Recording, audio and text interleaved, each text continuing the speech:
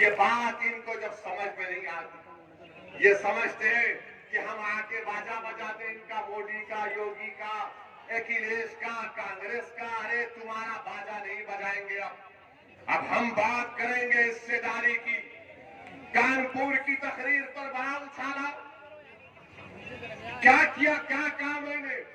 एक 80 साल के बूढ़े को, उसकी दाढ़ी को नोचा गया और उसके जिस्म पर पेशाब कर दिया गया।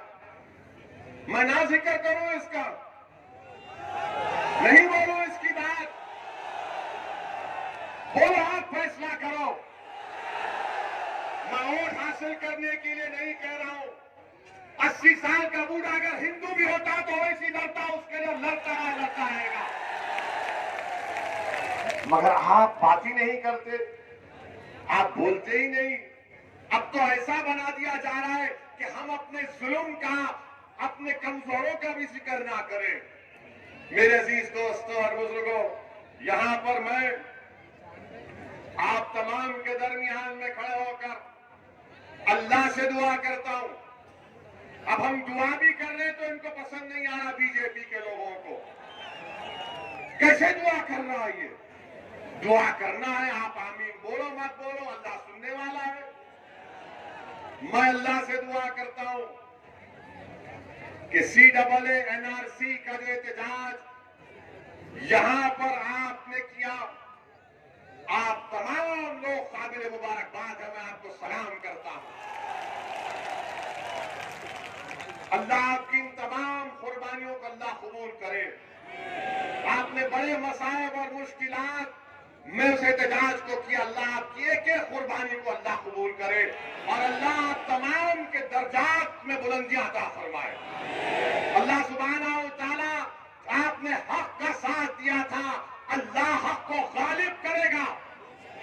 इसलिए कि कुरान में अल्लाह ने फरमाया, कुल जाओ लक व साकुल बातिल इन्नल बातिला काना ज़हूका, हक आया बातिल पर गालिब होकर रहेगा। ये मेरा अकीदा है, आप मत मानो। मेरा फेथ है, liberty of thought and religion Bharat के संविधान का हिस्सा है। आपको नहीं मानना, मत मानो। मैं अल्लाह से दुआ करता हूं कि यहां पर जो पुलिस की फायरिंग में मोहम्मद शफीक जो 40 साल के थे, उनको शहीद कर दिया गया, उनकी जान दी गई। अरमान 24 साल का बच्चा, मुखीम 20 साल का, रशीद 27 साल का जो अपाहिज था, सीधा हाथ काम नहीं करता था, मोहम्मद अबरार 26 साल का, मोहम्मद हारून 36 साल का, नबी जान 22 साल का। मेरी अल्लाह से दुआ है कि अल्लाह सुब्हानहू व तआला हशर के मैदान में अल्लाह उनको उसी कपड़ों से उठाएगा। तुम देखना, हम गवाह रहेंगे इंशाअल्लाह। और तुम इनको मुर्दा मत समझो, ये जिंदा है, क्योंकि कुरान में अल्लाह ने फरमाया कि शहीदों को मुर्दा मत को अल्लाह उनको ग़िज़ा देता है। मेरी अल्लाह से दुआ है, अगर आप इन मक़तूलीन, इन जो जिन हजरात को शहीद कर दिया गया CAA NRC के एहतजाज में, अगर आप उनके माँ बाप को जानते हैं, उनके दोस्त को, उनको भाई को जानते हैं, तो मेरा पैगाम पहुंचाना, उनसे कहना है कि मैं तुम्हारा बेटा नहीं हूं, मगर मैं तुम्हारे गम को अपने सीने में महसूस करता हूं। मैं तुम्हारा भाई नहीं हूं, मगर मैं तुम्हारे गम को महसूस करता हूं। मैं ये बात वोट बटोरने के लिए नहीं कह रहा हूं, बहैसियत इंसान कह रहा हूं, बहैसियत इंसान कह रहा हूं कि जिसके घर में नौजवान बेटा मर जाता है, उसकी मां को मालूम, उसके बाप को मालूम। जो मां 9 महीने तक अपनी औलाद को अपने पेट में पालती है, उस पर क्या गुजर रही होगी, अल्लाह ही जानता हो, घर वाले जानते। मेरा पैगाम पहुंचाना मेरे भाई, पैगाम पहुंचाना मोहम्मद शफीक, अरमान, मुकीम, हारून, नबी जान, रशीद और अबरार के घर में कि एक दीवाना आया था, अपनी दीवानगी का इजहार कर चला गया। आज दीवानगी की जरूरत है, याद रखो। अक्लमंद को कभी मंजिल नहीं मिलती, अक्लमंद को कभी मंजिल नहीं मिलती, जुनूनी को, दीवाने को मंजिल मिलती है। क्योंकि जब तुम अकल से पूछोगे फिरोजाबाद में मजलिस जीतीगी क्या, तो हल बोलेगी वोट डिवाइड हो जाएंगे। जब तुम दिल से पूछोगे तो दिल बोलेगा प्यारे कूद जा का दरिया डूब के निकलेंगे इंशाअल्लाह। अकल और दिल दोनों में हमेशा झगड़ा होता है, और ये तमाम सेकुलर पार्टियां और बीजेपी ये हमारे दिमाग से खेलते, ऐसा हो जाएगा वो हो जाएगा।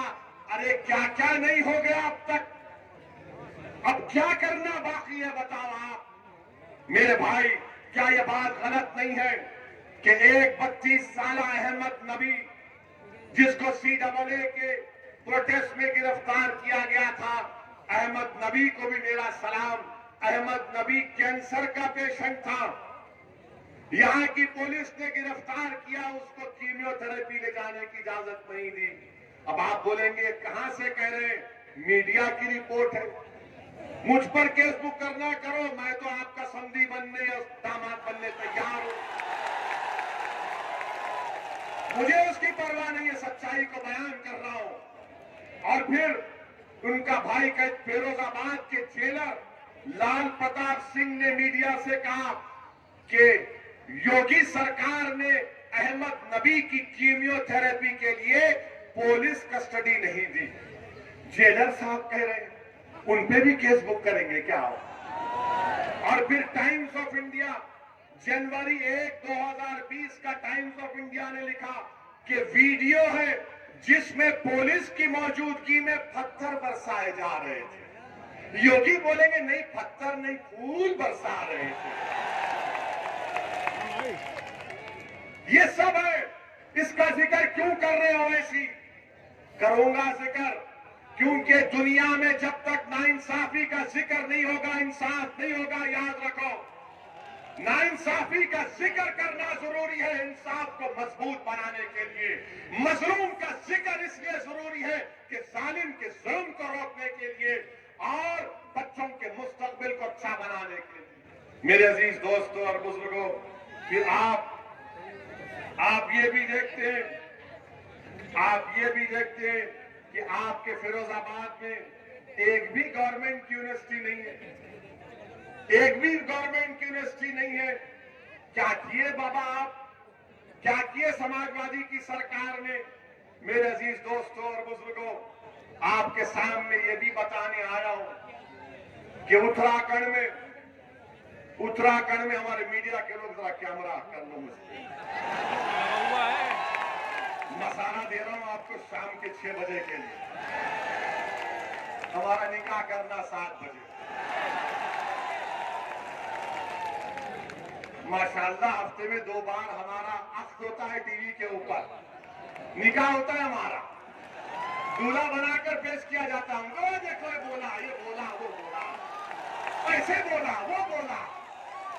अरे अल्लाह जबान दिया तो बोलने के लिए दिया ना, गूंगा रहने के लिए तो नहीं दिया है ना। संविधान के दायरे में रहकर बोल रहा हूं, तुमसे संविधान सीखना नहीं है, मैं तुमको सिखा सकता हूं संविधान। उत्तराखंड हरिद्वार में एक धर्म संसद हुआ। क्या हुआ? अब धर्म संसद में उत्तराखंड में बीजेपी की सरकार, आज भारत के प्रधानमंत्री नरेंद्र मोदी गुजरात में ईसाइयों के चर्च में जाकर कहा कि भारत की अखंडता को बरकरार रखना है, भारत की यूनिटी को बरकरार रखना है। देश के प्रधानमंत्री ने कहा बड़ी अच्छी बात है, बड़ी अच्छी बात है, मगर हम देश के प्रधानमंत्री से पूछना चाह रहे हैं कि उत्तराखंड में आपकी सरकार है और उस सरकार में वहां पर एक धर्म संसद हुआ जिसमें उसका नाम क्या रखा गया? इस्लामिक भारत में सनातन का भविष्य, ये हुआ है। अच्छा, उसमें क्या कहा गया? उसमें चलिए मैं लफ्ज़ मुसलमान नहीं बोलूंगा क्योंकि योगी और मोदी और उनके चमचों को बड़ी आपत्ति होगी। मैं ये कहूंगा कि उन्होंने असदुद्दीन ओवैसी के बारे में ये कहा एक महाशय ने कहा कि काश मैं एमपी होता तो मनमोहन सिंह को गोलियां मार देता। देश का मनमोहन सिंह 10 साल का प्रधानमंत्री, अगर मैं पार्लियामेंट में होता तो एक महाशय बोले, उनका नाम नहीं बोलना चाह रहा मैं, ना छोड़िए, नाम तो सिर्फ अल्लाह का रहेगा, याद रखो, नाम तो सिर्फ अल्लाह का रहेगा और किसी का नाम नहीं रहेगा इंशाअल्लाह। अब उस पर भी इनको तकलीफ हो जाएगी। तो एक महाशय ने कहा कि अगर मैं पार्लियामेंट में होता तो नाथूराम गोडसे की तरह 6 गोलियां भारत के एक्स प्राइम मिनिस्टर को गोली मार देता। अब आप सोचिए थोड़ी देर के लिए, जो मोदी के भक्त है उनसे भी कह रहा हूं, अगर कोई फेसबुक पर योगी और मोदी के बारे में कुछ अनाप शनाप लिख दे तो 4 घंटे के अंदर हजरत पुलिस उसके घर को पहुंच जाती, चल हमारे साथ। खाली फेसबुक पर देश के एक प्रधानमंत्री के ओहदे पर रहने वाले मनमोहन सिंह से कहा जा रहा है कि अगर हम होते तो तुझे 6 गोलियां मार देते। आपको मालूम, लंबा अरसा हो चुका है होकर, 4-5 दिन हो चुके, एक भी गिरफ्तारी नहीं हुई, एक भी गिरफ्तारी नहीं हुई है।